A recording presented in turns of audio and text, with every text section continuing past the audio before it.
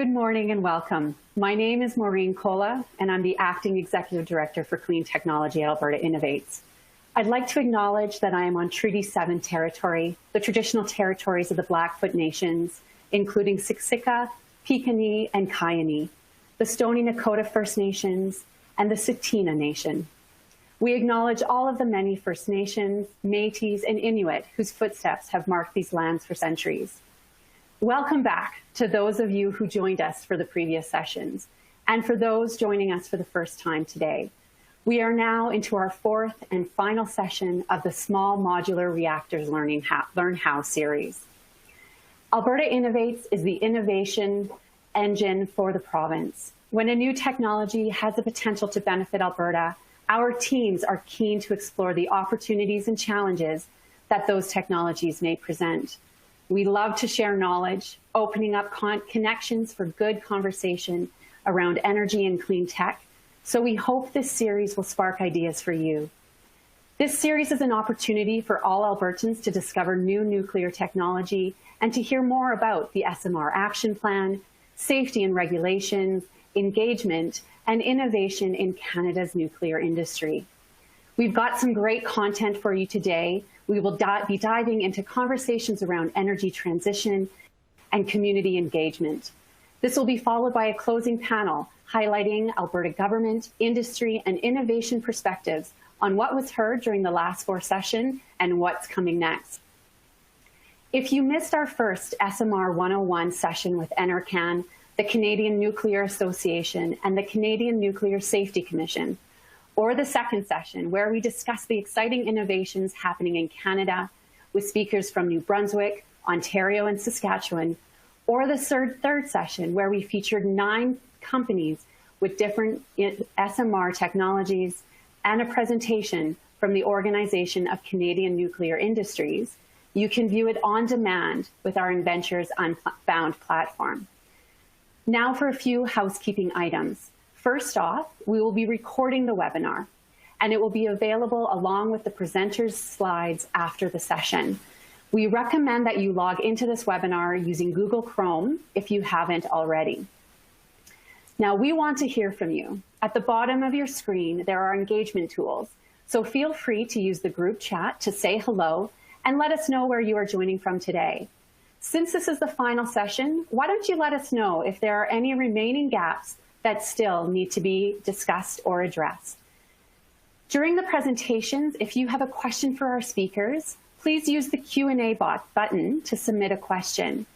You can let me know if you are directing your question to a specific speaker or leave it open for all of our speakers. You can also use the Q&A if you need help with a technical question. Our comms team will be looking out for any issues. I know we won't have enough time today to respond to all of the questions that come in, so we will be capturing the questions that are sent in and we'll give our speakers the opportunity to reply after the presentation. We will post the questions and responses on our event page. All right, let's dive into our first presentation for today from Alison Krutny. Alison oversees the strategic direction and operations of the Energy Futures Lab, a coalition of innovators and organizations working together to advance solutions to create an energy system that is fit for the future. She supports dozens of entrepreneurs, energy companies, community leaders, and stakeholders in generating opportunities to test, identify, and scale new initiatives and collaborations. Alison, I will now pass the virtual mic over to you. Thank you, Maureen. Good morning, everyone. It's a pleasure to be here today. So yeah, at the Energy Futures Lab, we've been convening diverse stakeholders from across Alberta's energy system and Alberta communities for the past 6 years. And so today I'll share some of what we've learned around the how we approach hosting these conversations on what are generally divisive topics related to our energy future. So here's a quick snapshot of what I'll plan to cover. I was essentially invited to this session today to use the Energy Futures Lab as a case study for how to have productive conversations on polarizing issues, with the assumption that some of what we've learned and applied can be applied and translates well into other contexts and other issues as well, including into exploring SMRs. So I'll plan to share a brief overview of the Energy Futures Lab just to help put some of my comments in context. A little bit on the challenges of polarization and why conversations in this context can be so challenging. And then I'll share some of what we've learned and what has worked in our context, as well as a few example approaches.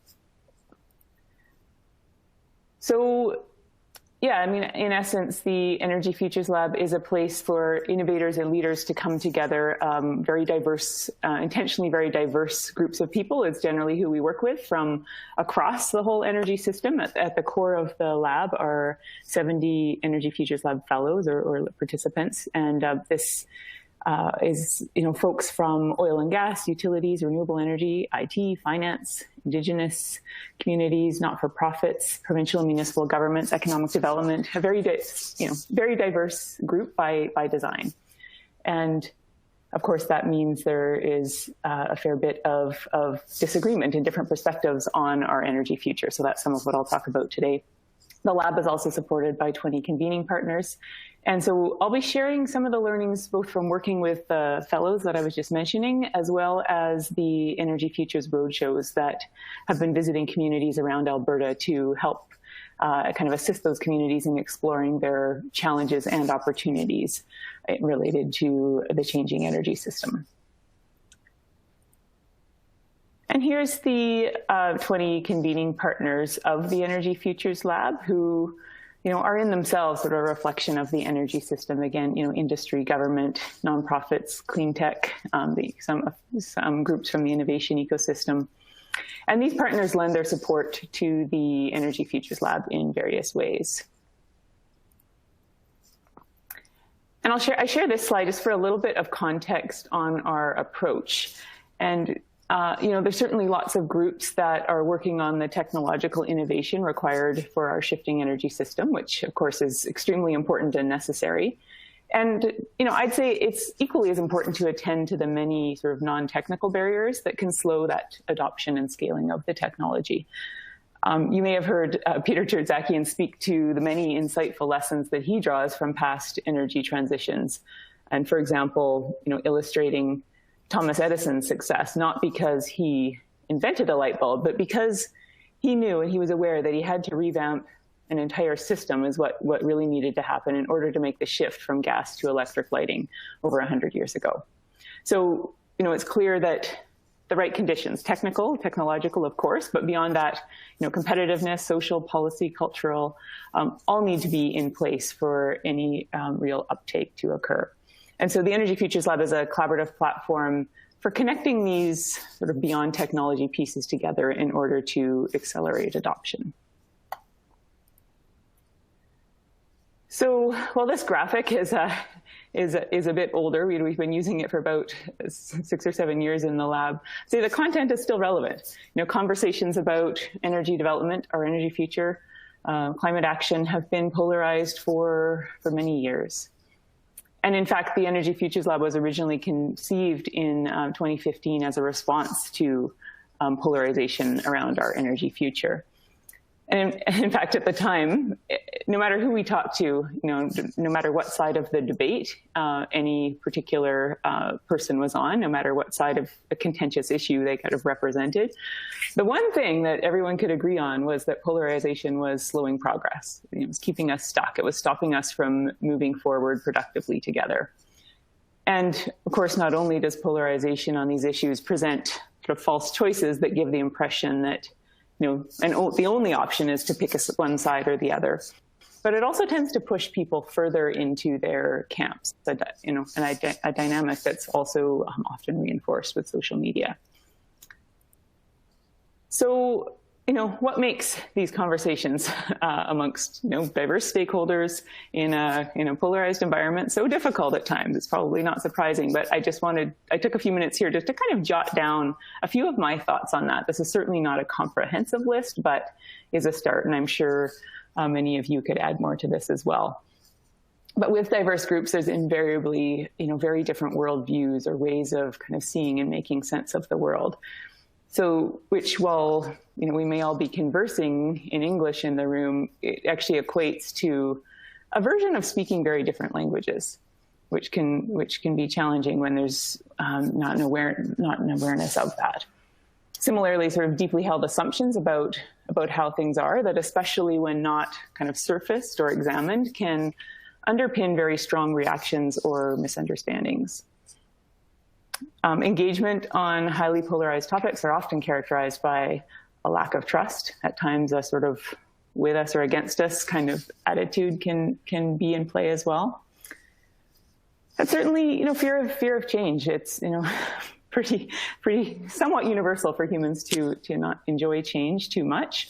And sometimes what's also at play there is a fear of losing what we have or what we value.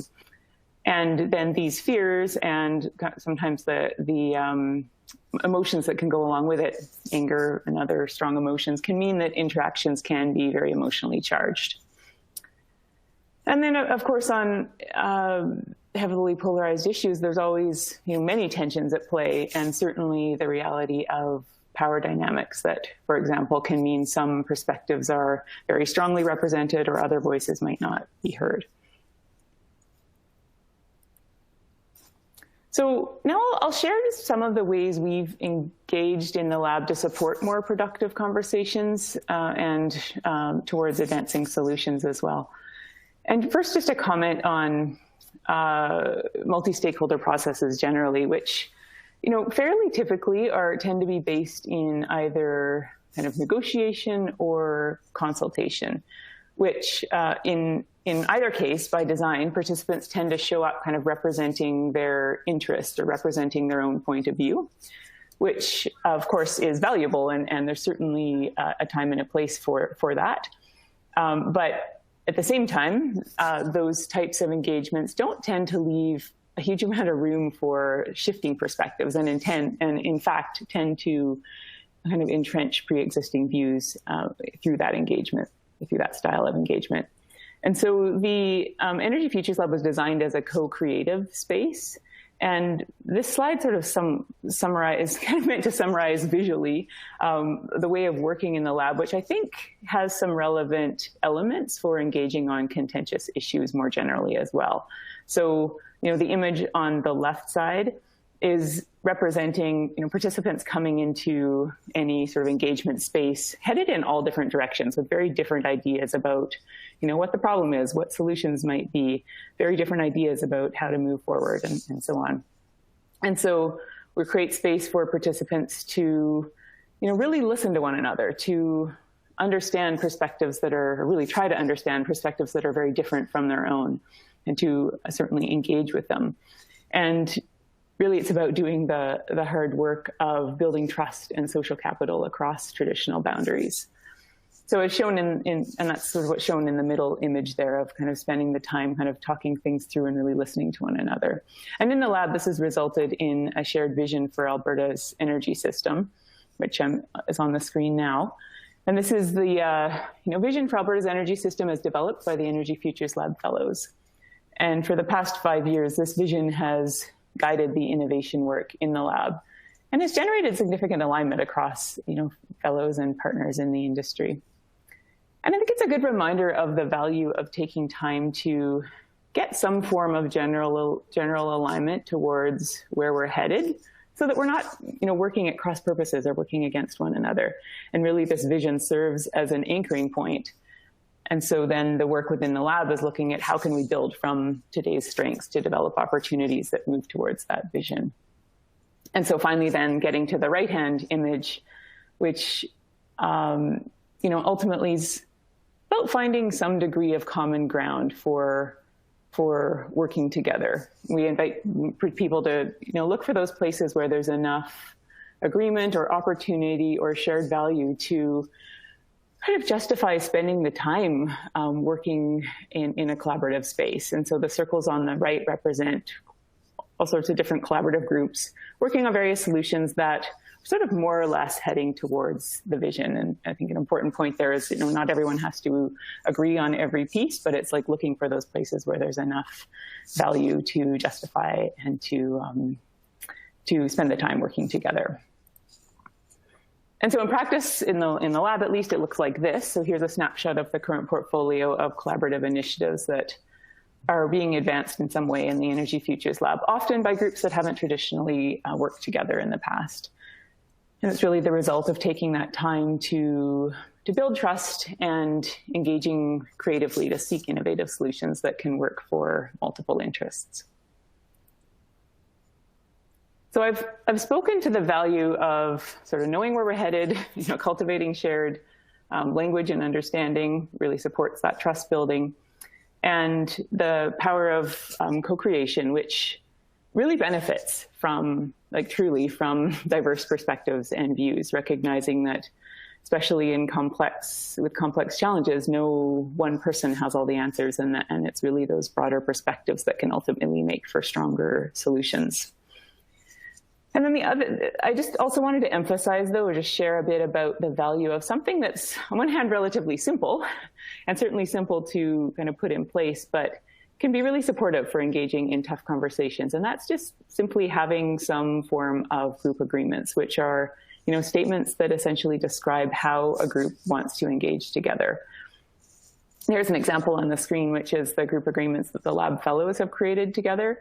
And it's certainly additionally powerful when the group creates them together and then can use them to hold one another to account. But certainly a version of this has been really helpful in working at the community level around the province as well. And then the 4 ways of talking and listening, I thought I'd share this as an example because we found it also really helpful at times to share tools that can help people be more mindful about how they're showing up, and being more mindful of the state that they're engaging from in a conversation. And this example, the 4 ways of listening and talking, 4 ways of engaging, is adapted from Adam Kahane's work that he used, for example, in post-apartheid South Africa. And so just to talk through it a little bit, it's, when listening from a downloading mode, the listener is essentially projecting their own ideas and beliefs onto the speaker, which you could kind of argue is barely listening at all in some ways. In a debating mode, the listener kind of is coming from a place of essentially listening in order to kind of judge whether or not they agree. So it's kind of, and often that kind of means preparing their next argument as well, which, both of these totally fine for everyday conversations or quick interactions, but certainly neither tends to generate new understandings. And so just kind of sharing some of this at the beginning of engagement sometimes can help people to kind of just have more self-awareness and kind of lean into, kind of decide where they want to engage from. And certainly, reflective mode is listening, kind of seeking to understand where the speaker is coming from. So really, and engaging in this way can really support trust building. And finally, that generative mode is where the listener is really trying to truly appreciate or kind of try on a speaker's perspective. And, as I was alluding to earlier, this can be a very creative space where new solutions are generated. So I'll close with just 2 examples of techniques we've used in the Energy Futures Lab to host productive conversations around polarizing topics, essentially where there's high complexity, opposing views and interests, and no easy answers. I'll note neither of these are particularly COVID friendly, so haven't been in play much in the past year, but certainly this first one here, the fishbowl, is adaptable to online. And so, a fishbowl conversation is essentially just a conversation happening in the center of a room, a small circle, where everyone else is on the outer circle is just observing and listening. But there's always an empty chair for anyone who wants to join that conversation, can step forward at any time and contribute as well. And this is a picture from a fellow workshop where we were addressing a couple particularly timely and challenging topics. One around how, this was early last year, how to reconcile resource development, climate action, and Indigenous land rights. And And there was another conversation that day that I believe was around common ground between conservatives and progressives on energy transition. And we found this method just to be really effective for, working through these controversial or difficult topics that, in other contexts tend to blow up and quickly get into a fairly non-productive space at times. And just a couple of comments there from participants on the side noting the value of examining the issue from multiple angles and really surfacing a method for really surfacing some of those underlying tensions or issues. And then another one, which hopefully we'll be able to use again one day when we can meet together in person. You can think about this as a group conversation in motion, quite literally. So it's a great way to tackle contentious issues with a large group, even groups that don't know one another at all. We've done this with a few hundred people in the room. And in this case, everyone's sort of standing up and moving around the room. And, so a question is posed to the group, and then a participant will make a statement in response. And then everyone literally, like physically, kind of will move closer if they agree or farther away if not. So you'll get kind of immediate sense of how well something resonates with other people in the room. So it's a really useful way to explore both the divergence of views on issues and, as noted by on the slide there by a participant, it's a way of getting like real-time feedback on how well ideas resonate. And it's also a great way to utilize that diversity of perspectives to kind of surface and start to test potential unifying solutions or ideas. And, it can play out for, you can hear from lots of different people in the room, and, people are just continuing to move through the entire engagement. So I think that's what I'll close with, just that value of utilizing some of the, principles as approaches that I've shared today, I think can mean, an opportunity to move from divisiveness or polarization towards elements of co-creation or kind of bridging solutions or collaborative solutions, which in my view is pretty essential to advancing some of the projects and technologies that are needed to address the challenges that we face in these times. So I'll leave it there. Thank you. Thank you, Allison. And I hear your points around maybe activities or ways of chatting in a non-COVID world. And so I'd be interested to see if, platforms like Zoom and Teams are actually going to create ways in which maybe some of that more face-to-face engagement could occur in a sort of a virtual setting. So with that, I'd like to introduce our next speaker, Desiree Norwegian. Desiree is a member of the Lidikay, I'm sorry, I said that totally incorrectly, Lidikay First Nation. She is part of the Dene clan, meeting the land of the people from Northwest Territories. Desiree is pursuing her passion through Atunda Inc. and is striving for Indigenous engagement, rights, equality, and reconciliation, greater gender diversity, and engaging in discussions about nuclear power and the advantages it plays in our society in building a clean energy future. Desiree, I will hand it off to you. Thank you very much. So obviously this first slide you've kind of covered. I am sitting in the traditional territory of the Mishpekauton First Nation, Batchewana First Nation, Pic-Mobert First Nation, Garden River First Nation, and the Métis of Ontario on the beautiful shores of Lake Superior. I am the CEO and founder of Atunda Incorporated. I'm a huge ambassador for Indigenous reconciliation, rights, and equality.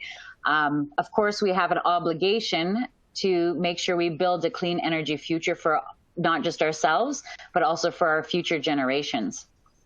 I also sit on the board for the Organization of Canadian Nuclear Industries as the Treasurer, Workplace Wellness Institute as the Treasurer as well, and the Canadian Council of Aboriginal Business. I really started Atunda Incorporated with that view and passion that we needed to move all of our nations forward. And to do that, we need to educate and make sure that we have power and affordable power to all First Nations, to all people in the North and across Canada. So it is our responsibility for a clean energy future. And I really strive for that through Atunda Incorporated. I do a lot of different work with the Natural Resources of Canada, with First Nations Power Authority, with a lot of different players in the small modular reactor world. And a lot of it I bring back to the First Nations Power Authority, as they are doing a lot of different educational pieces, but they're also a third party who's very mutual to everybody else. So we talk at First Nations Power Authority about clean energy, and not just a nuclear side. Obviously, nuclear could and has the potential of being a huge game changer in our industry, as it is the base. It could be a base load, but every First Nation is different. So when talking about engagement, we really need to start engagement early. So start including First Nations early. There should be not just a duty to consult, but a duty to include. So that either that's through equity partnerships, stakeholders, employment. To put a small modular reactor on a First Nation takes years of building trusting relationships with that First Nation and figuring out really what they need. What are their needs? Every First Nation is going to be different. They all have different needs, whether it's heating and energy or just heating. So really building on that platform, small modular reactors is going to be a very big game changer, not only for First Nations, but for mining, for forestry. You can put a small modular reactor in the middle of nowhere and let it run, which is a great feature, because currently there are a lot of First Nations in the north that are running on diesel generators. That creates huge, huge power bills, because now you have to truck it there and you have to figure out ways to get it there. And in the winter, there could be an ice road in, and there may not be, meaning how do you get it in? Now you got to fly it in or helicopter it in. That creates really high prices, and it's not affordable. It's not sustainable. It's also not a clean energy. So I see small modular reactors, and clearly it's a passion of mine. I have been in the nuclear industry for 5 years now. I do sit on the Organization of Canadian Nuclear Industries Board. So clearly I'm a huge advocate for nuclear, but that's not the only thing that I talk about. I talk about a lot of different clean energies, such as hydrogen and the actual energy mix. So in regards to that, when you're talking Indigenous engagement in the nuclear realm, you also need to think about the traditional knowledge. Traditional knowledge is a key player, and most of it will be talked about with elders within the community, with the chiefs, with the traditional chiefs. They're the ones who know the land. So before site selection is ever thought of, really you need to start that relationship with the First Nations communities, or with any community for that matter. They have the education and the knowledge of and the traditional knowledge of where it should go, the best sites to put things on. They understand the land. They understand the seasons. They understand what's going on. So long before you do site selection, long before you even start the planning, you really need to start building relationships. That is the key. Along with that comes education. Items such as this forum, right? Alberta Innovates is educating people to what's out there. Nuclear power is going to be a game changer, but you have to be open and willing to that change. So First Nations Power Authority, their core values, and they are a not-for-profit organization that really is there for the people. They're there to help bridge those gaps. They're there to help with power purchase agreements. They're there to help with the engagement side. As you can see on the slide, Guy Lonechild is the CEO of First Nations Power Authority, and the vision for First Nations Power Authority must be guided by the inherent rights and obligations as Indigenous people. This is a treaty relationship vision that is shared by our elders and our leaders, putting this vision to work towards tangible opportunities for large-scale energy infrastructure transformation and energy conservation. So as you can see from this, they don't just advocate small modular reactors, they advocate for all clean energy and moving all of our First Nations forward. To do this, I strongly believe that education is the key, and each one of us has it within us. It is our rights, it is our duty. When you talk about Dene law, you talk about education.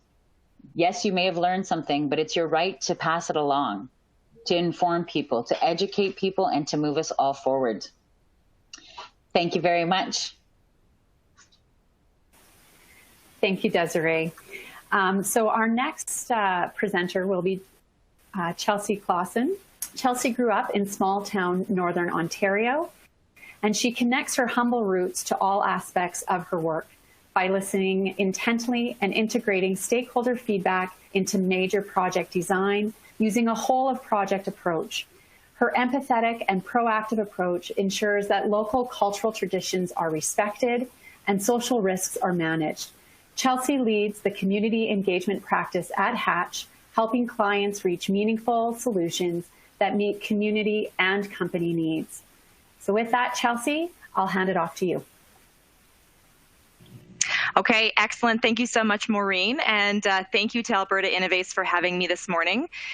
Great presentations, Desiree and Allison. And I think that this presentation folds really, really well into what you've learned already.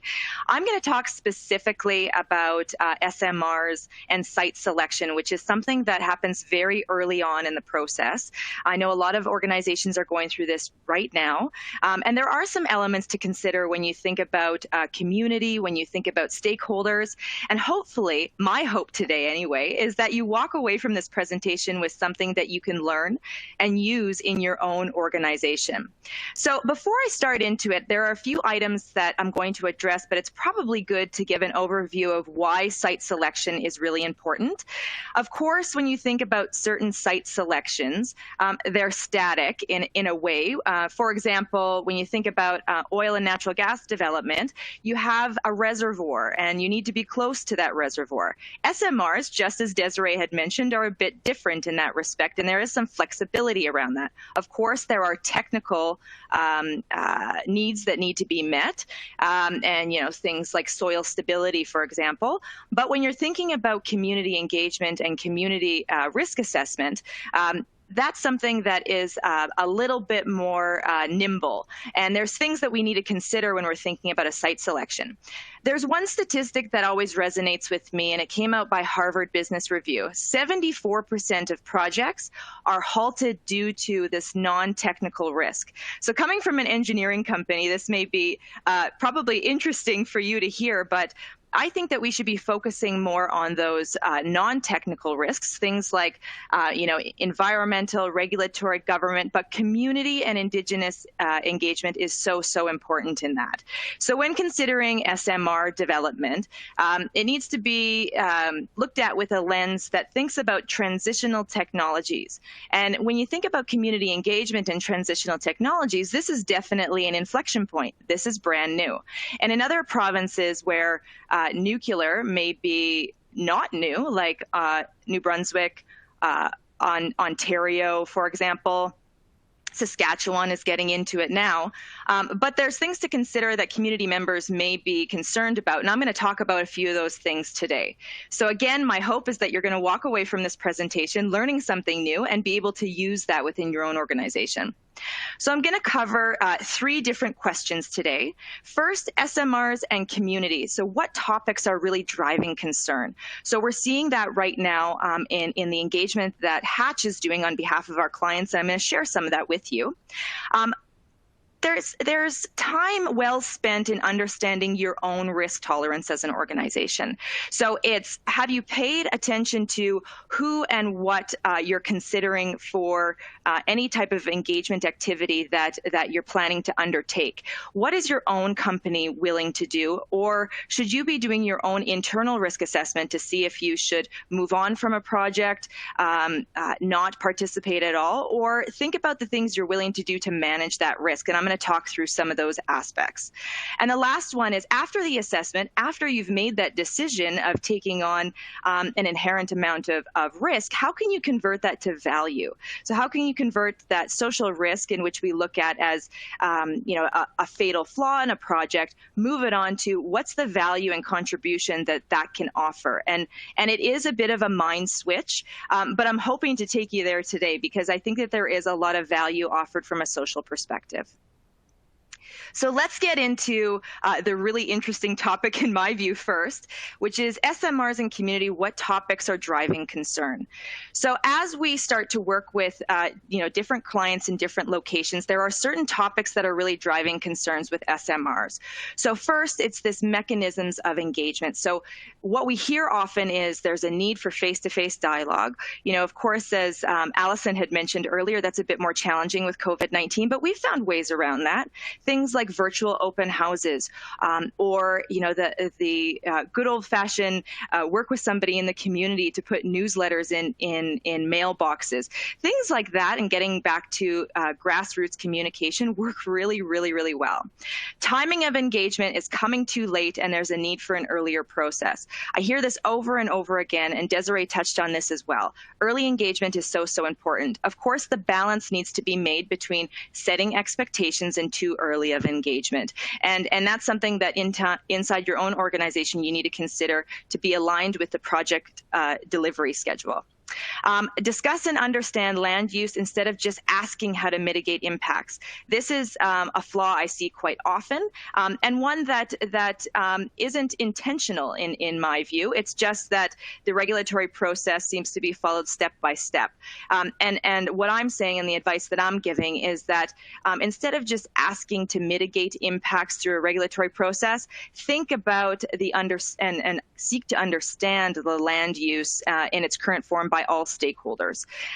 Engaging with grassroots representatives is extremely important. So elders, youth, teachers, community associations, instead of only going to the government appointed representatives. That is a all-inclusive engagement process, because that information may not be funneling down, and it should never be assumed that it is. The last one on mechanisms of engagement I'll mention is that this discussion on financial inclusion is coming up more and more often. So this desire to have equity share, for example, in different projects, or a partnership agreement in place. I find that communities, and rightfully so, are becoming more savvy in this respect. And so it's something to consider when you're engaging in an early basis. Is there something that, again, going back to your own tolerance in your own organization, what are you willing to do, and how are you willing to engage? The next one here on waste, I think this one is pretty straightforward. Desiree touched on it a bit. Who owns it and how is it disposed? Those are two important questions that need to be answered, and ones that come up quite often.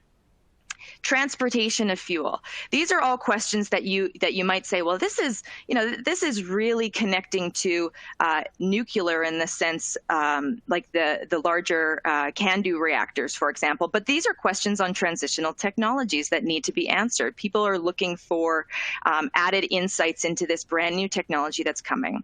Environmental monitoring, and then land management. So the inclusion in environmental monitoring, yes, as an organization, you're committed to environmental monitoring, but how can you start to include local community stakeholders in that process as well? So it's almost like you do the assessment, but I do the assessment too. And that builds credibility and trust between you and your stakeholders. And then these decommissioning provisions. So will the community be left with the burden afterwards? That's a question that definitely needs to be answered.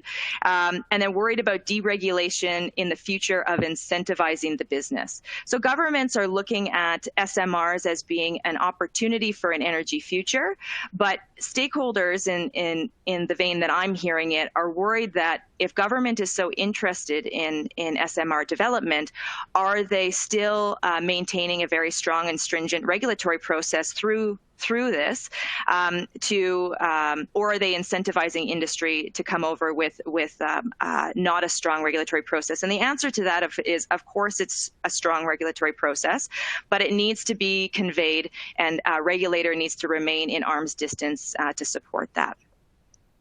So what is your risk tolerance as an organization? This is a very important question to answer. And when you think about doing any type of risk review, a due diligence needs to be undertaken. So have you taken the time to understand your own risk tolerance? Where are you willing to put your time and energy? And there's three different buckets that I have here: manage, modify, or move on. And when you do the risk, especially the social risk assessment, and I'm going to go through that in just a moment to show you what stakeholders to be evaluated and what to consider with each of these stakeholders, you're going to come out with a result that's either going to be you're going to manage the risk, you're comfortable with the current risk of that site that you've chosen. You're going to modify your project to make sure that you're meeting the expectations of your stakeholders and therefore managing your risk. or perhaps it's an area that the threshold of your own risk tolerance does not meet, and you're going to move on from that area. And that's the beautiful part about doing a social risk assessment through site selection, is that you have usually a bucket of 12 sites, 15 sites to start with, and you move down to narrow it down to a few areas. And my suggestion always is that community engagement and social acceptability should always be part of that initial review, because there may be some areas that are more apt and open to accepting things like SMR technology. And once you've decided on these three different areas, which I will say in working with different clients that they're based on two different factors. One, does the client have the resources available to support or manage any potential risks that could come up? And two, like I mentioned before, risk tolerance.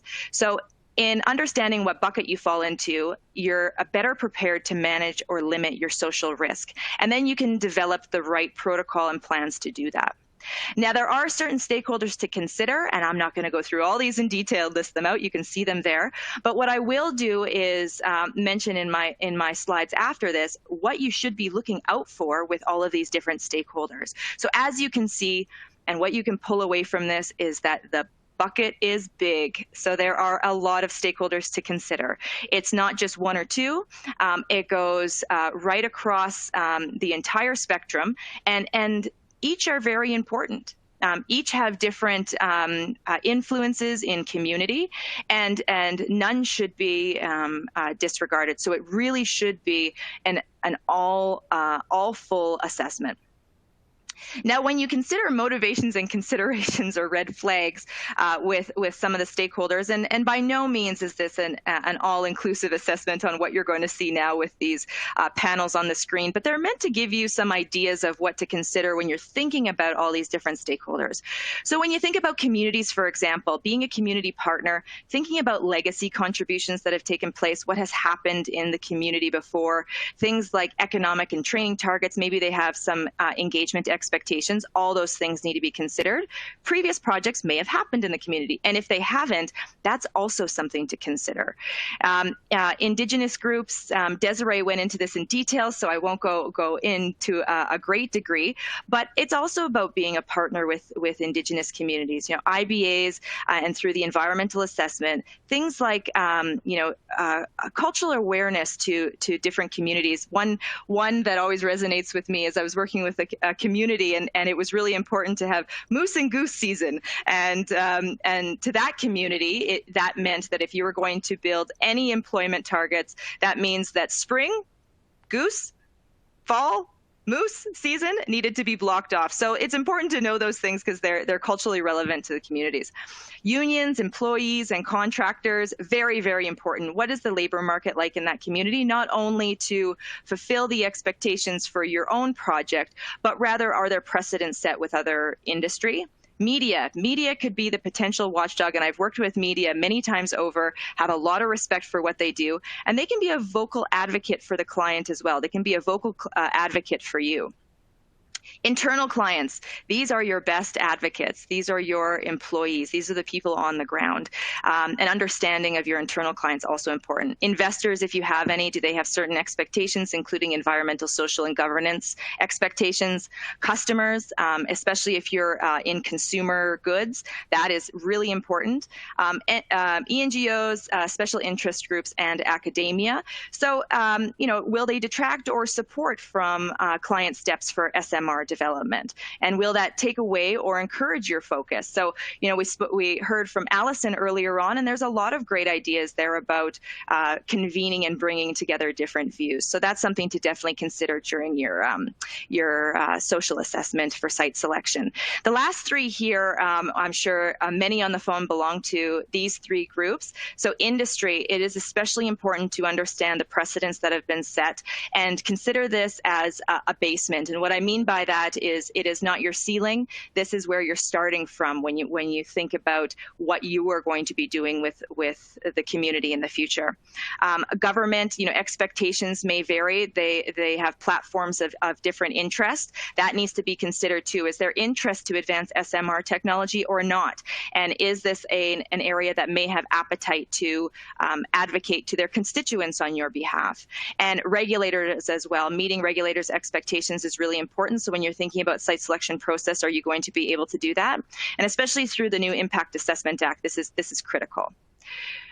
So after the assessment, what is next? And this is the final thought that I'll leave you on, which is this conversion from social risk, even though I've talked a lot about social risk, to social opportunity. And that's talking about social outcomes. So outcomes, in my view, are dual purpose. So it's an interest in financial and social pursuit with a long-term vision. So SMR development has a very long-term vision. You're thinking about how you're going to be a partner with your community. So you should consider things like the social risk and reputation that we just went through. How can we improve that social risk and reputation? Or are you starting from a really good place where you're moving north instead of south? And if you are planned to move south in that direction, is there something that can be done to avoid it? Thinking about environment, social, and governance and your investors is really important. So they may have some expectations. So when you're thinking about this financial and social pursuit with a long-term vision, is there something that you can do to start to incorporate these ESG standards and ESG ratings? Your talent pipeline, very, very important. It makes a lot more sense to have local people employed at your site than fly-in people and bear that cost. So in fact, making that investment is not a risk. It's a huge social value and a great impact to your bottom line. Outcomes-led decision-making, this goes on the governance of the local community as a participant in the project and an owner in the project. And I don't mean an owner financially when I say that. I mean an owner intrinsically. And so if there is ownership in the decision-making process, you definitely have a project that has an outcome that's community-focused, which we've seen time and again play out extremely well. And then also, if there are some tough decisions and conversations to be had that may not be in line with community vision, that's fine. But as long as the local stakeholders have been there at every step of the process. Stakeholder and community buy-in, that leads into what I had said earlier. And the very last one, which is really important, and I see the trend going in this direction, is partnerships and collaboration. So thinking about new ways to partner with local stakeholders creates that social value to the fullest extent. They are now owners in the project and partners in the project and hold a share of equity. So I hope that gave the audience some insight into things to consider when you're thinking about site selection and you're thinking about the ways to assess the community impact on site selection and the conversion of social risk to social value, and then it can be a great benefit for your project. So thank you. Wonderful. Thank you, Chelsea. And thank you to all three panelists this morning. This has been an interesting conversation. And I know that, not one single approach or process will really be what's needed within these engagements. But sort of through the next sort of, 15, 20 minutes as we sort of dive into the Q&A. Hopefully we can, dive into that a little bit more. So just a reminder for folks, please feel free to post your questions into the Q&A box below. And if we don't get a chance to answer them today, we definitely will follow up. And the responses will be posted on the Alberta Innovates Small Modular Reactor Learn How webpage, as well as presentations from today and previous sessions will be posted there as well. So, one of the first questions I'd like to dive into, and this kind of goes back to a little bit about what Allison was saying, and sort of, the ability within the EFL to test out some of these different tools that can be used for difficult conversations. And I'd be curious to see, Allison, from your point of view, have some of the fellows taken those tactics back and applied them within sort of their work environment, or within different engagement sessions that they have, And then Desiree and Chelsea, for you guys, have you seen examples through your work of how those difficult conversations have actually occurred, and maybe how they've been moderated or facilitated and such? So Alison, if I can maybe pass it over to you first to address this one. Sure, certainly. Yeah, I mean, we certainly hear lots of stories and examples of people that have experienced, like whether it's the fellows or in communities as well, of recognizing that, oh, this engaging in this way feels different, and it's actually, while it can be very difficult sometimes, it can feel, for one thing, people kind of showing up as kind of human first is kind of part of as people first, right? And kind of inviting not just the kind of professional perspective into the room, but that kind of personal perspective as well, I think is a big part of the trust building that then sets that solid foundation for being able to kind of lean into these really difficult conversations together. And so we hear lots of examples and stories from fellows and from communities that we've worked with of like, oh, I took it to our group of counselors when we meet, or I applied it at this community meeting, or I took this technique. I really liked how you guys did this, and I went and applied it with my team at work. So we hear a lot of that happening, which I think, is really encouraging to me, because I think in these spaces where we're trying to do something new for the first time, it's, and I was really encouraged by hearing Desiree and Chelsea's perspectives as well on engaging early and the really importance of that, really taking that like broad stakeholder view and inviting that diversity of kind of perspective and thought into the room, and really thinking about, because I think that's the foundation for how we can then be creative about finding paths forward that works for as many people as possible, which ultimately is I think a fresh way of approaching project development, and is really important in the kind of context and the world that we're in now. Thanks, Alison. Maybe Chelsea or Desiree, sort of speak from your experience in some of this engagement, when you've encountered some of those difficult conversations, maybe how they went, how they were facilitated, approaches you might have used. Chelsea, do you mind if I go first? Oh, no, go ahead, please. So in my past role as owner of Aberflex, we had just put a new production facility close to a First Nation. Being a First Nation company, as I was the owner, a lot of it, the relationship building took almost 2 years to really get to a comfortable place where we could really start talking about issues and how we were going to employ from the First Nations and how we were going to work together. And it really does take quite a bit of time to build that relationship. It really is. And I love doing it, but I had to be there. I had to be there in the community. I had to be at community events. I had to show my support. And it's not that I didn't, I wasn't fake about it. I was very real and honest about it. I was there to learn more.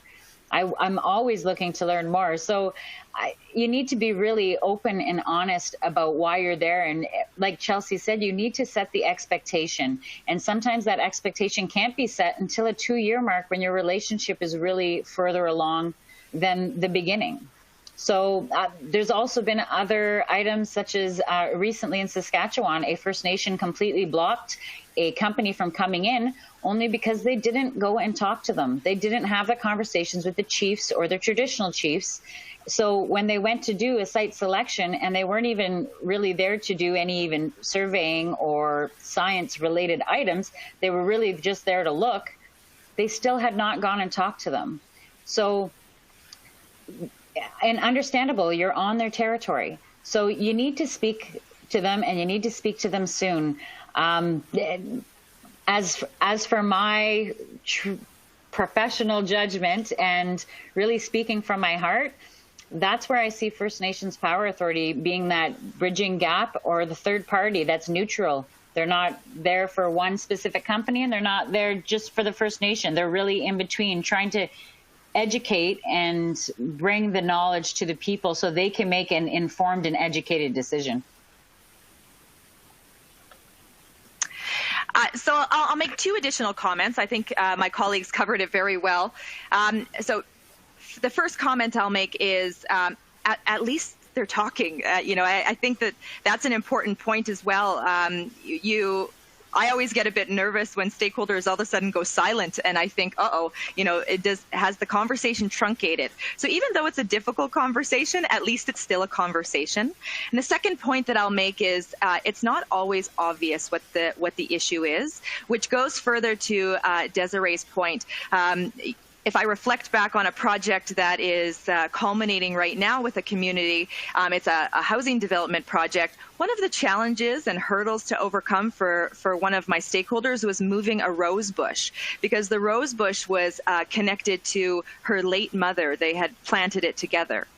And I would have never understood and known that had I not opened up my ears to listen to what that challenge really was. It was nothing about the infrastructure that was putting in place. It was nothing about the increased noise, the traffic. It was, will I have my rose bush impacted? And that may seem simple, but it's so relevant and so critical. So the two things are, it may not be as obvious, so we need to open up our ears to genuinely listen. And the second is, at least the stakeholders are talking and not silence. And so that, to me, is a beginning point for a conversation. Wonderful. Thank you, guys. So I've had some questions come in sort of around, I think all three of you kind of have mentioned sort of partnerships and whether that's equity stake and that sort of stuff. And so one of the questions is really around that, right now as SMR technology still hasn't been broadly deployed, it can be expensive to develop and to commercialize. And so, based on some of the experience or what you've seen, what are some of the financing models that might be preferred for technology development? Is it private financing only with sort of clear policies and regulatory rules? Or are you really sort of seeing some of those private-public partnerships, community ownerships, PPAs? Sort of what are you seeing happening, let's say specifically in sort of the SMR space at the moment? So I can kick off that conversation. So you're absolutely right. I think it's an exploration right now in the SMR space because it is so new. But maybe I can reflect on some other projects that we've helped clients with that have been successful. And some of them may be a surprise, the avenues that we've taken. So one, for example, was working with community. Sometimes the community doesn't always have the resources to buy in from an equity share perspective. And so I've actually seen companies do things like administer shares. And of course, I understand that, the organizational structure and governance structure internally needs to be so that can be done. But even things like RSUs, so restricted share units, because what you don't want happening as well is providing shares in a community, taking the capital out when your intended purpose was to have the community as a partner. So that's one avenue that I've seen be successful. Another one that may seem may seem simple, but equally as effective, is that we've worked with communities to incubate businesses that may not be connected to SMR development or may not be connected to the development that we're helping our client with. And the intention there is to have value back to the community, not to have the community work for your project. And so that's an interesting turn and one that isn't always considered, but for example, a business incubation program that may help somebody in community that already has a business that they're trying to lift off the ground, that they're really interested in doing. They love the work that they're doing already. They just need a little extra help, almost like a Dragon's Den help, right? That's a way that companies can help support and provide value into the community when it may not be connected to the work that you are doing. So just thinking a bit more creatively in that respect, I think is very powerful, because now you're genuinely helping community, not just helping yourself as an organization.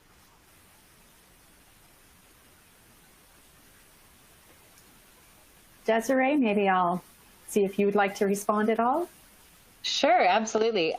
Chelsea, I would just like to say that Hatch has done a great job in most communities that they go into. They're well known to be leaders in that engagement space, not just with Indigenous and First Nations people, also with communities. So thank you.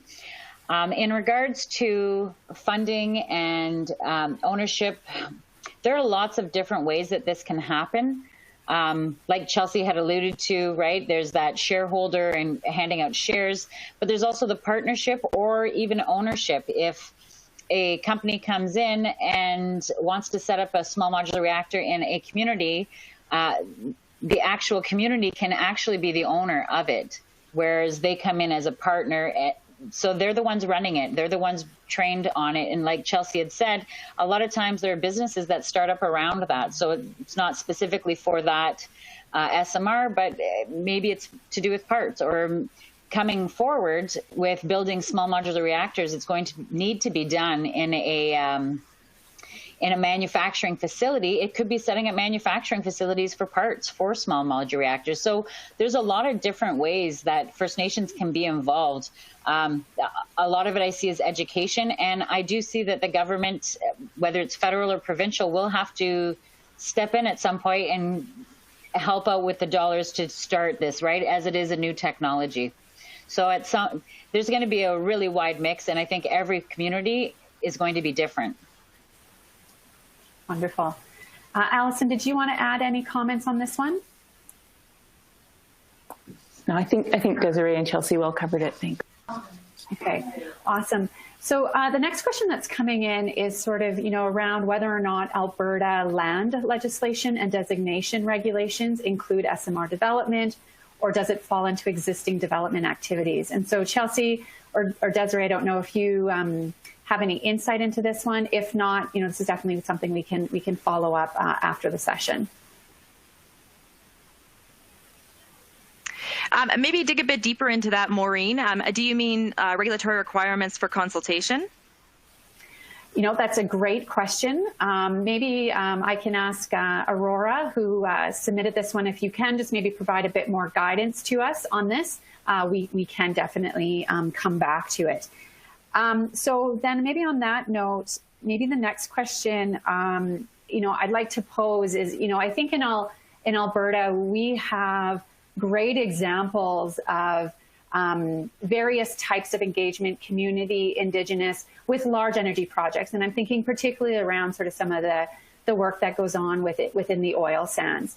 And so based on your perspective, when it comes more to the SMR side of things, do you foresee the need to make any changes in how that engagement occurs because of the specific technology? Or again, I would say, because this is an emerging technology and we maybe have a chance here to do things differently and to really kind of, let's call it, do the engagement right, what would be the best approach, from your guys' perspective that you'd like to see different developers take? I see this as not one specific developer, as maybe a collective, just because there are going to be so many different communities, and there's so many if we think about the technology in Canada alone, currently right now, there's 4 or 5 different developers of different small modular reactor technology. With that being said, how do you make sure that every First Nation is covered? How do you make sure, it almost seems to me like it might have to be a government collaboration with either a not-for-profit, or such as First Nations Power Authority, or another one, or a couple of them, to really roll this out. Now, I know NRCan does have their small modular reactor roadmap, which they're planning on doing a lot of different engagement, and they've already started. And yes, I think it's great that we're talking about this now, as it is early, but at the same time, we say early, within the next 4 years, we expect that small modular reactor to be running. So to build a relationship with every single First Nations in Canada, in Alberta alone, it's a bit of a task. So I feel like it's going to have to be a real joint effort between industry, government, and education, just educating people on the different types, varieties, and the energy mix, that is the possibilities. So in addition to that, I would say that Canada's oil sands producers have done a great job with consultation. As I've worked across the country now and internationally on projects, I always reflect back to the beginning of my career when I did start in Canada's oil sands, and look back on projects like, Cenovus's housing project, where they're helping the Cold Lake Indigenous communities, or Suncor's East Tank Farm Equity Share project. And so I think when we reflect back on inclusion and consultation, I really think that there are quite a few oil sands producers that are doing a great job in that respect. So, I say kudos to them. I would also say that when it comes to, consultation activity, the things that we need to worry about or at least pay attention to is this idea of emerging technology. So the one challenge that I foresee for Alberta is that we're not a nuclear province. And so there may not be a comfort or a level of understanding with stakeholders, whether they be Indigenous communities or government regulators, industry for that matter. And there needs to be some work and sweat equity put into that understanding that nuclear is safe. And I think in other jurisdictions that I've worked in, like Ontario, for example, very open to nuclear development. It is a huge supplier of energy in that province. And so the appetite for it may be stronger there just because there is a higher comfort level. So if I'm thinking about consultation and engagement, I think that really is the one thing that needs to be stressed, is that because this is an emerging technology and because this isn't a nuclear-centric province, there's a bit of groundwork that needs to be done in that respect. But when it comes to consultation of oil sands producers, I have to give a thumbs up, because from what I've seen either across the country and in certain jurisdictions around the globe, I really think that Alberta is leading on a lot of these fronts. Thanks, Chelsea. I'll just add, Maureen, I like that phrase, do we have an opportunity here to kind of do engagement right? Because I think the answer to that is yes, in that, we're talking about a new technology where there is more of a runway. And at the same time, I think in the context, what we've been noticing working with communities around the province over the last 5 or 6 years is a marked shift in the last couple of years, where the kind of nature of the conversation has been moving more from, I guess maybe stronger kind of resistance to this idea of like, oh, things are changing and we don't know where we sit in this, and a lot of discomfort and kind of fear around that, to more of like kind of an all hands on deck, and like we recognize the world's changing and we want to be part of that. And there's this real like kind of leaning into wanting to kind of explore and find opportunities at that community level for how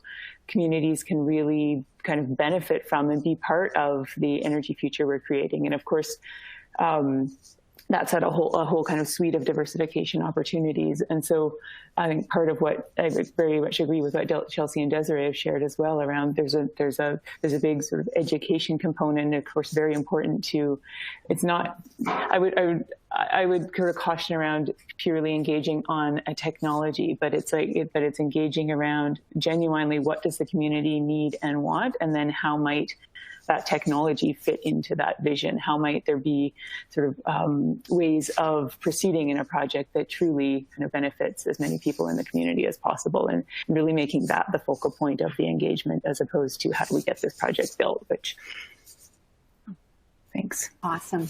Thank you. So Aurora has sort of come back with some additional information here. And so really what she's looking for on that land use questions is, whether or not or how will local governments maybe consider SMR developments within municipal development plans and use, existing bylaws in order to sort of update existing zoning. So I guess maybe the question is, have you seen that in order for SMRs to be deployed, new regulations or bylaws have needed to come in to enable part of that facilitation? And I recognize that it might not be directly related to engagement, but it's sort of engaging with sort of those government or municipality folks.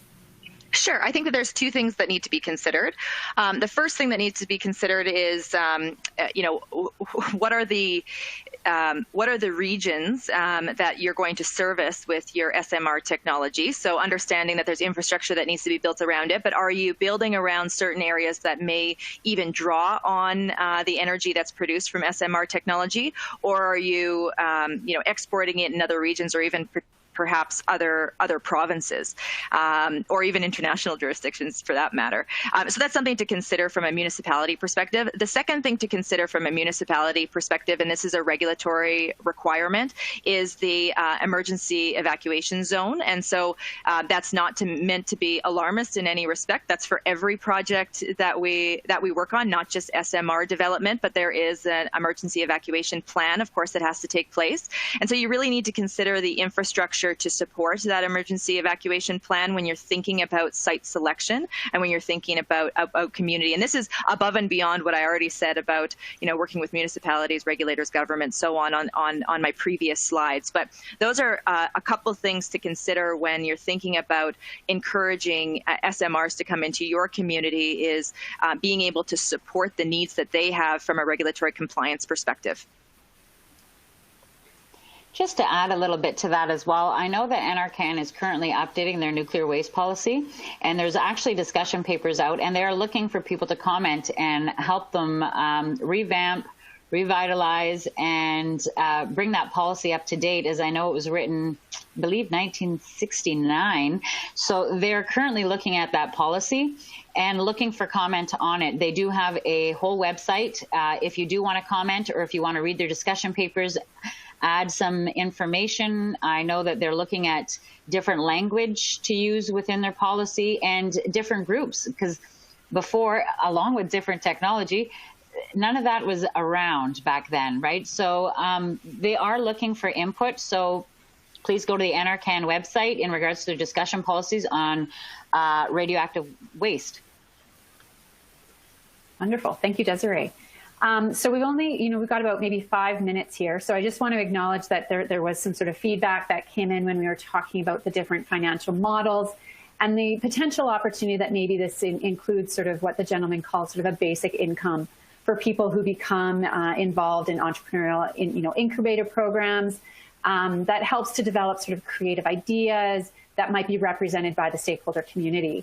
And that these incubator ideas may succeed at launching further environmentally beneficial businesses, and then also successfully launch businesses, would free these individuals from what might be a current low income state. And so I couldn't sort of agree more with that. I think, that's part of our hope as we start to put in new technologies, is that it opens up the opportunity for who can sort of participate in sort of this low carbon or lower carbon energy sort of future. So without trying to put you guys back into repeating what you've already said, but if you had to leave the audience, with a key message or two when it comes to just engagement or having difficult conversations, what would your message be? And sorry, so that you guys don't interrupt each other. Desiree, why don't you go first? Sure. So my key message would be, obviously, the early adoption, early engagement is always key. And education. Education is going to be the tool that moves us all forward. And it's really that nuclear 101 and not just one specific item. This is one of those tools to help you, obviously, right? That's what we're here for. But education is going to be the key. Thank you, Desiree. Chelsea. Yeah, so I have 2 points that leaps off of what I had said earlier, which is number one, do your homework. So understand when you're thinking about site selection, social risk and social value, to understand the areas that you have a greater appetite to go into to develop SMR technology. So that's number one. Number two is implement with creativity.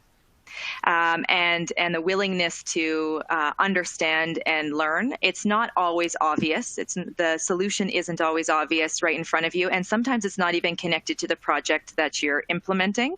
So take the time to understand who your stakeholders are, who your interested parties are, and what is really driving their concern. And that does take a bit of time to do, but it's time well spent.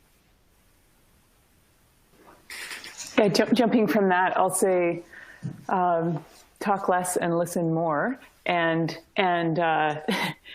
really aim to meet, to really listen deeply to what the needs and desires of a particular community are, and then engaging with them in thinking creatively about how we might address some of those concerns, or really support making some of those opportunities come into reality, similar to what Chelsea's suggesting there. I think that's really important. It's you know, we tend to think about more of the sort of hard plans and the technical challenges of implementing a project, and it's equally important to think about some of those softer pieces that are going to make it really work in the community context. Thank you.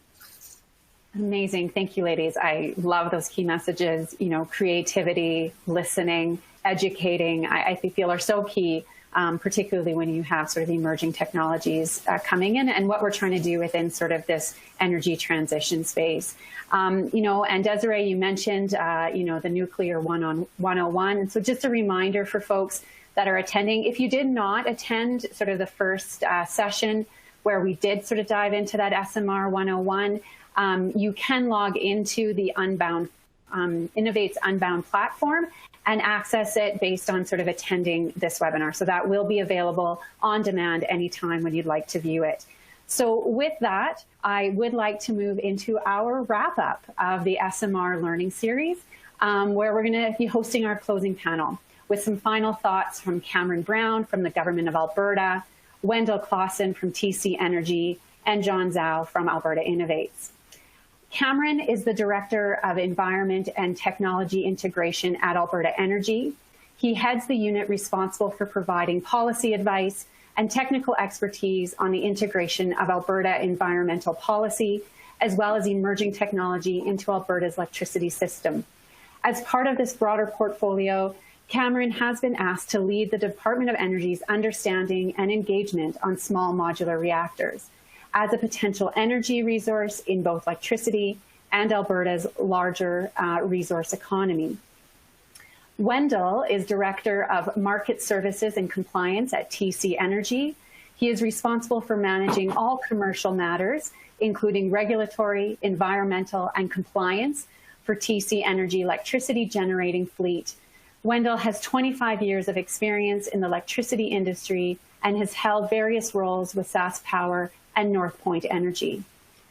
John is Vice President of Clean Resources at Alberta Innovates. He is responsible for Alberta's strategic research and investments in clean resources, including advanced hydrocarbons, clean tech, water and land, smart agriculture, and bioindustrial materials. John has 28 years of research, development, and management expertise in the energy industry and environmental management, with 7 U.S. patents in these fields. He spent 2 years working in nuclear energy at Ontario Hydro before joining the Alberta Research Council in 1990. So with that, Cam, I will hand it over to you. Thanks, Maureen. Lots of questions in the chat about the province's plans for SMR, work that's happening with SMRs, how various regulatory regimes will interact. So I thought I'd cover that a little bit in my comments, and hopefully that answers some questions. And we'll certainly go through people's questions, and anything I don't get to, we'll respond to after the fact. When it comes to Alberta, Alberta Innovates and the Department of Energy are jointly leading the province's efforts on SMRs. You'll be hearing from John a little bit later, so I won't steal his thunder. But you know, Innovates is our experts on all things technology and research. And energy is the arm of government that would be thinking about provincial policy in the area. So as you heard, I believe it was last session, Alberta's Minister of Energy, Sonia Savage, reiterated Alberta's commitment to joining an MOU that exists between Saskatchewan, Ontario, and New Brunswick on SMRs. And if you want to learn a little bit more about what Innovates and Energy have been working on to date, I'd invite everybody to look up Canada's SMR Action Plan, because we co-authored basically Alberta's chapter of that. But beyond that, I wanted to start at the beginning a little bit. I think governments often like to pretend like they're experts on everything all the time. And pulling back the curtain a bit, it probably doesn't come to surprise, is Alberta has a little innate nuclear expertise. We have never hosted a commercial nuclear facility in the province. So it wasn't as though the Department of Energy had a legion of engineers that were versed in nuclear technologies. But what we were starting to see in Canada is places like Saskatchewan, Ontario, and New Brunswick, who certainly in the power sector operate very differently. They run their crown corporations. They have public bodies in those provinces that decide on the technologies they were looking at, and we're beginning to seriously explore small modular reactors. And it was a very logical opportunity for Alberta to engage in the even though it'll be different in the province. If an SMR is going to be employed here, it will be because of a private investors decided that's a technology that they're going to pursue. But there's two ways the province could tackle that. We could sit back and wait and assume that everything's figured out, or we could proactively begin to start understanding these technologies and think about how regulatory regimes would interact with each other. And obviously, Alberta is choosing the more proactive route. And so we're starting at the beginning. The first thing you need to understand is you don't know what you don't know.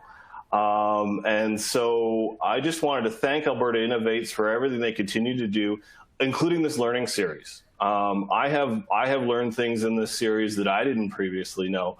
But more importantly, it's been our first real opportunity to listen to the questions people in Alberta have as we begin thinking about our own plans in the SMR space. So, the perspective of attendees here has been enormously useful. I also wanted to take the opportunity to thank my colleagues in Saskatchewan, Ontario, and New Brunswick, many of whom you heard from, I think it was in the second session. So last August, Alberta announced our intention to join the MOU, and I really wanted to thank my colleagues because they're not waiting for Alberta to sign on the dotted line. They've already been, over the past 6 months, very useful, answering a lot of our questions. For all the reasons I previously said, they're a bit farther down this road than we are. We have all the same technology and regulatory questions that everybody else has, and we didn't have to start from scratch, right? Saskatchewan, Ontario, and New Brunswick already have plans in the works for SMRs. They already have either experience when it comes to New Brunswick and Ontario with the nuclear sector. They already host nuclear facilities. And certainly Saskatchewan's moving in that direction and have been involved in uranium mining for years. So Alberta is learning from those jurisdictions on all of those fronts, and the MOU is all about learning from those jurisdictions. So when Alberta formally signs the MOU, and you heard from Minister Savage in the last session that we plan to do that, that's just going to formalize that working relationship and make that conversation even easier. So when I say energy would think about policy work in the SMR space, what do I mean? And I think our ultimate goal, as I said, it's ultimately going to be private investors in Alberta that determine how quickly SMRs are deployed in the province, whether that's a technology they want to pursue in their individual projects, whatever that project might be. And the attractiveness of SMRs is what you've heard through these sessions, just how flexible they can be.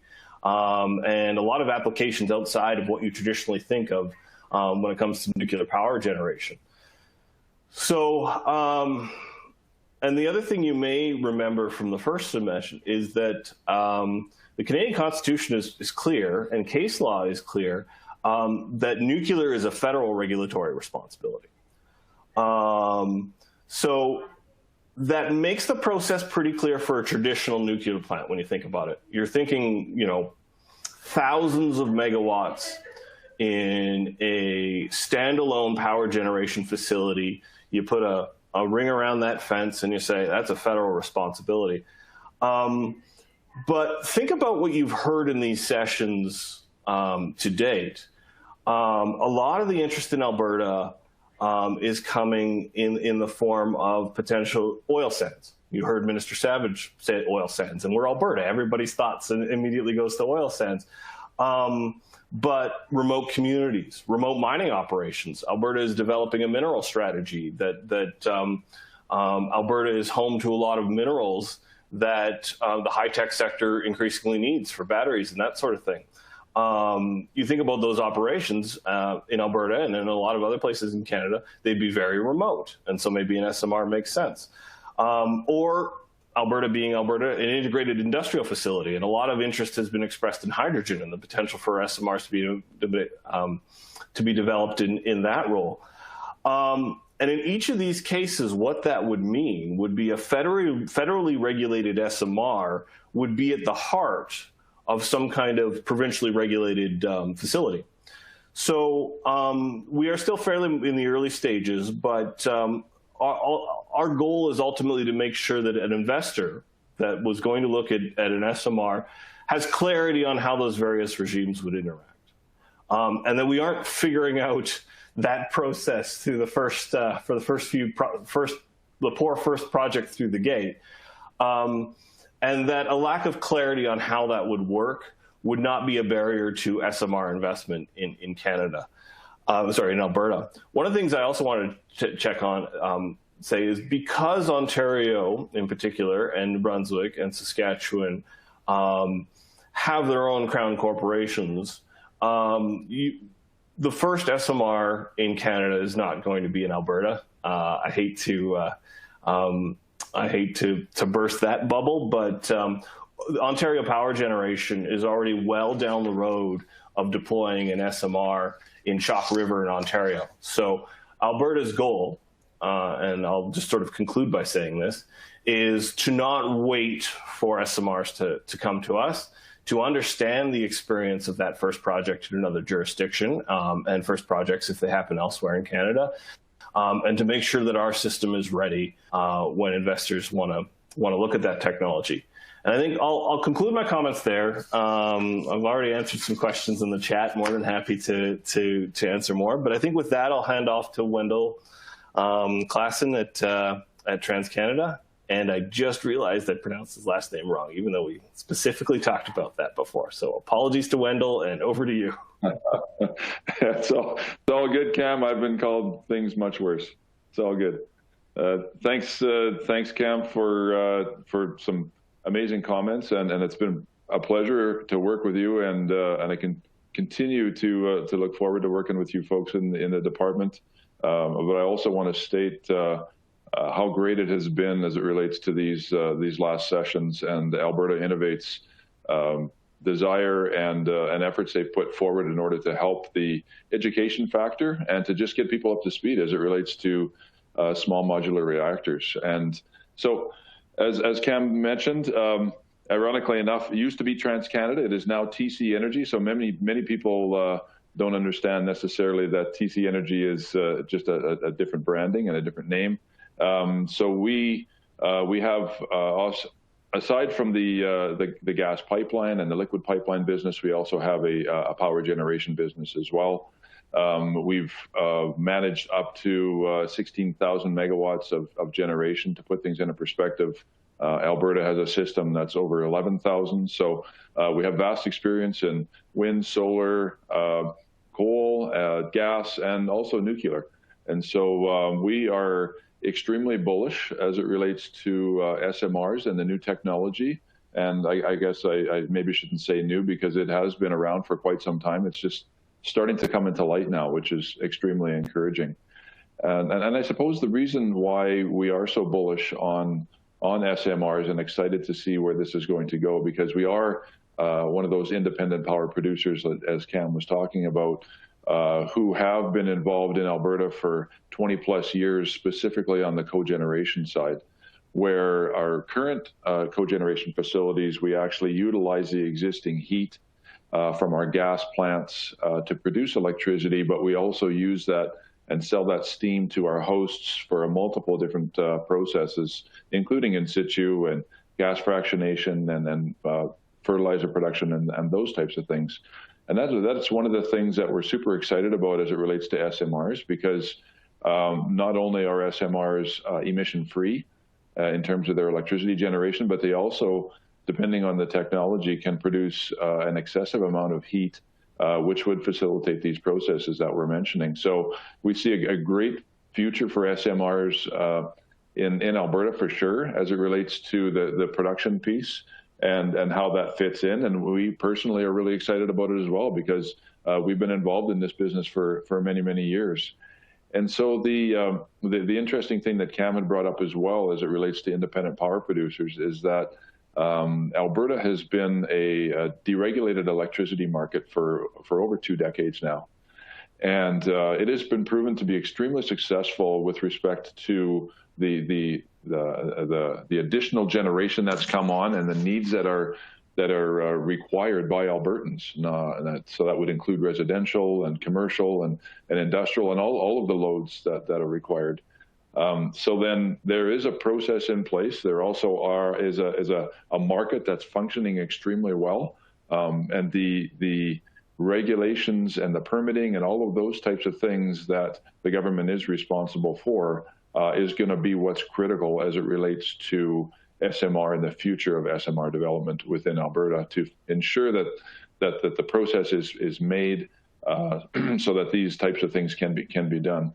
And like a good functioning market, when the right signals are in place, then the correct investment will be soon to follow.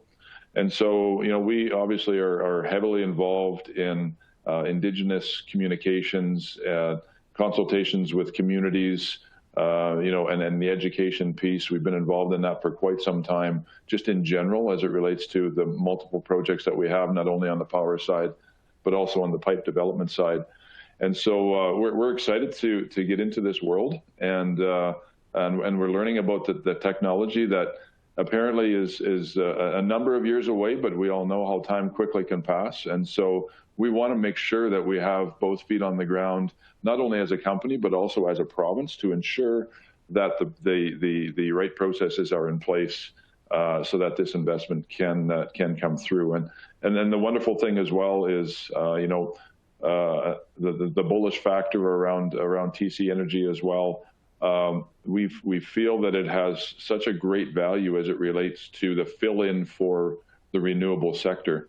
Obviously, the renewable generation is critical in the moving forward as it relates to the Alberta initiatives for net zero in the future, and then also the recent announcement by the federal government as it relates to the healthy economy and healthy environment process. So what small modular reactors do, and most of you have heard this already in previous sessions, is that it fills in the gap for the times where the renewable power are not able to generate. And so not only is it emission-free, but it also fills a very unique void that very, very few generators can actually fulfill. And this fuel type of nuclear, we feel, is a great fit for the industry and specifically for Alberta. And like Cam said, we look forward to being a very fast second mover in this technology. So being cognizant of the time, I'll leave it from there, as I could ramble on for quite some time about how excited we are about this. So I'll pass it on to John to close things out for the session. Thanks. Well, thank you very much, Wendell.